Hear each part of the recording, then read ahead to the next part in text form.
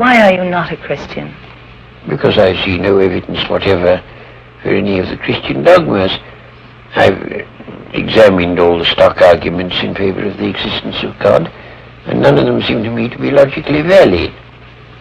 Do you think there's a practical reason for having a religious belief for many people? Well, there can't be a practical reason for believing what isn't true. That's quite, at least I rule it out as impossible. Either the thing is true or it isn't. If it is true, you should believe it, and if it isn't, you shouldn't. And if you can't find out whether it's true or whether it isn't, you should suspend judgment. But you can't, it seems to me, a fundamental dishonesty and a fundamental treachery to intellectual integrity to hold a belief because you think it's useful and not because you think it's true.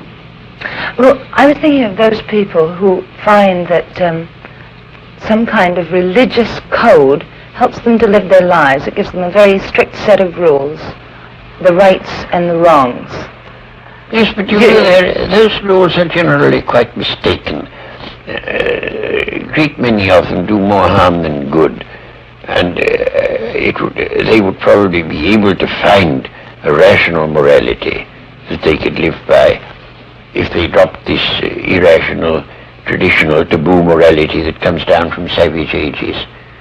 But are we, perhaps the ordinary person, perhaps isn't strong enough to find this own personal ethic?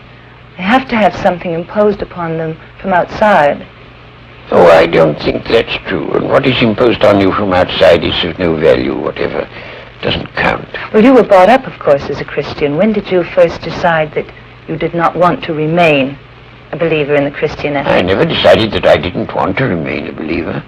I decided between the ages of 15 and 18, I spent almost all my spare time thinking about Christian dogmas and trying to find out whether there was any reason to believe them. And by the time I was 18, I discarded the last of them. Do you think that that gave you an extra strength in your life? Oh, I don't know. No, I shouldn't have said so. Neither extra strength nor the opposite. I mean, I was just engaged in the pursuit of knowledge. As you approach the end of life, do you have any fear of some kind of afterlife, or do you feel that that is just an impossibility? No, I think that's nonsense. There is no afterlife? None whatever. Do you have any fear of something that is common amongst atheists and agnostics who have been atheists or agnostics all their lives, who are converted just before they die to a form of religion? Well, you know, it doesn't happen nearly as often as religious people think it does. Because religious people, most of them, think that it's a virtuous act to tell lies about the deathbeds of agnostics and such. As a matter of fact, it doesn't happen very often. One last question. Suppose, Lord Russell, this film were to be looked at by our descendants, like a Dead Sea Scroll in 1,000 years' time. What would you think it's worth telling that generation about the life you've lived and the lessons you've learned from it?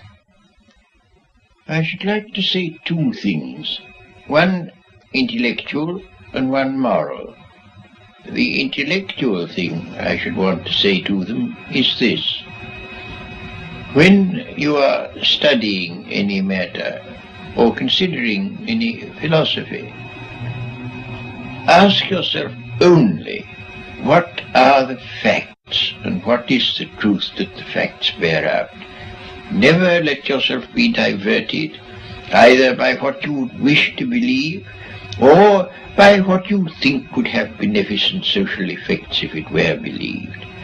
But look only and solely at what are the facts.